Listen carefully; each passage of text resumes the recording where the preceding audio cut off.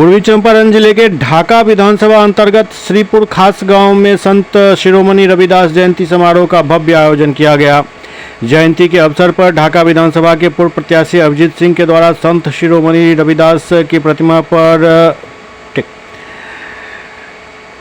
संत शिरोमणि रविदास की प्रतिमा की स्थापना की गई, जिसका अनावरण भी किया गया। कार्यक्रम में काफ़ी लोग मौजूद थे। गाजे बाजे के साथ संत शिरोमणि रविदास की प्रतिमा को रथ पर बैठाकर घोड़ासहन क्षेत्र में भ्रमण कराया गया। शोभा यात्रा में सैकड़ों की संख्या में श्री गुरु रविदास के अनुयायी शामिल थे। कार्यक्रम में बतौर मुख्य अतिथि ढाका विधानसभा के पूर्व प्रत्याशी अभिजीत सिंह ने संबोधित करते हुए कहा कि संत रविदास ने समाज को एक ऐसा आईना दिखाया था जो एक नए भारत के लिए मार्गदर्शक बना। यही वजह है कि आज पूरा देश उन्हें याद कर रहा है और उनके बताए मार्ग पर चल रहा है। हम लोगों ने पुनः के भांति इस बार हम लोगों ने मूर्ति स्थापना किया है। श्रीपुर गांव में जो रविदास समाज का जहां मोहल्ला है वहीं रविदास जी की हम लोगों ने मूर्ति लगाई है और हर साल के भांति इस साल भी हम लोगों ने धूमधाम से रविदास जी की जयंती मनाई है।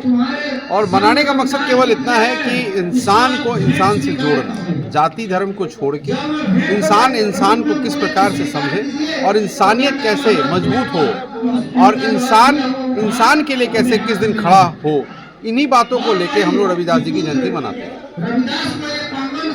सर, जब मूर्ति की स्थापना हुई है, मूर्ति जो आपने लगवाया है, निर्माणकर्ता आपका नाम लिखा हुआ है और ना आप सांसद है, ना विधायक है, ना मुखिया है। देखिए, इस पर कोई राजनीति नहीं होनी चाहिए। विधायक सांसद होने का मतलब ये नहीं है कि तभी आप कोई काम करेंगे। समाज के लिए विधायक एमपी बनने से कोई आवश्यकता नहीं है। 4 साल से मैं कोई विधायक एमपी तो नहीं हूँ, लेकिन 4 साल से मैं सड़क पर हूँ, सदन में नहीं हूँ। आपका कहना यही है कि मैं सदन में नहीं हूँ, फिर भी मैं काम कर रहा हूँ। तो ये मेरा अपना पर्सनल अपनी सोच है कि हमारे समाज का निर्माण कैसे हो, इंसानियत कैसे मजबूत हो।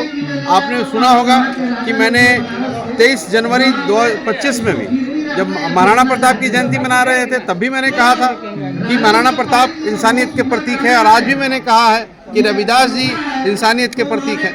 जितने भी महापुरुष हैं वो महापुरुष क्यों बने? जब उन्होंने जाति धर्म को त्याग दिया तो वो महापुरुष बन गए।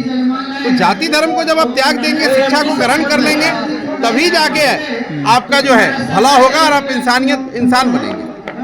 लोग कह रहे हैं कि वर्तमान विधायक कहते हैं कि रविदास जी के जयंती पर मूर्ति लगवाएंगे, लेकिन नहीं लगवाया और आपने लगवा दिया। वर्तमान क्या कह रहे हैं, पूर्व उन्होंने क्या कहा है, ये आपको ग्रामीण लोग बताएंगे।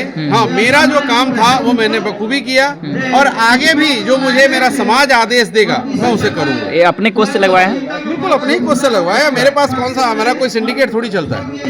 सर, इतने दिनों से आपने मूर्ति की स्थापना नहीं की, इलेक्शन काफी नजदीक है, इलेक्शन वोट बैंक अपनी तरफ करने के लिए जोड़ के मत देखिए। हम लोगों पहले भी रविदास जी की जयंती मनाते थे। कुछ कमिटमेंट किसी नेता की थी यहाँ पर जो आप पहले कह रहे थे। इंतजार समाज कर रहा था। जब समाज का धैर्य टूटा, समाज ने मुझे आवाज दी कि क्या अभिजीत यहाँ पे एक प्रतिमा लग सकती है। उन्होंने आवाज दी, हम लोगों ने 72 घंटे के अंदर मूर्ति का उपाय किया और ये सारा कुछ आप देख रहे, स्थापना होगी। इसे आप चुनाव से जोड़ के मत देखिए। इसे आप ये देखिए कि एक व्यक्ति जो सिर्फ बोल बच्चन पे चल रहा हो, उसने अपनी बोल बच्चनी करी। समाज को लगा कि नहीं हो पा रहा है और इस बार भी रविदास जी की जयंती पर प्रतिमा नहीं लगेगी। जब ये बात की चर्चा होने लगी और मुझे जब बुलाया गया बैठक में, तो मैंने कहा कि मूर्ति लगेगी। समाज इतना सक्षम है कि किसी नेता की जरूरत नहीं है। समाज का निर्माण करने के लिए कभी नेता की जरूरत न पड़ी है न पड़ेगी।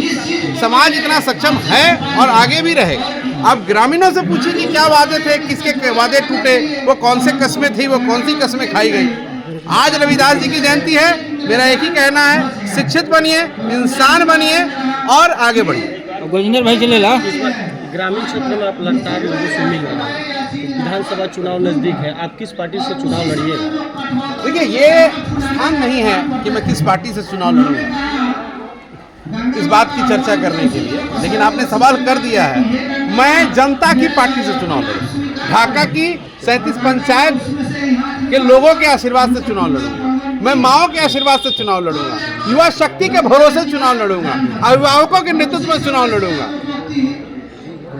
कुछ लोगों का कहना है कि आपके साथ पहले से जो कुछ साथी थे इस बार चुनाव में आपके साथ नहीं है। मुझे नहीं पता कि वो कौन से साथी थे जिनको वो देख पा रहे हैं और मैं नहीं देख पा रहा हूँ, वो कौन से चश्मा उन्होंने लगाया है। हाँ, अगर कोई ऐसा व्यक्ति है जो पहले मेरे साथ थे अब नहीं है, तो वो कौन से व्यक्ति है?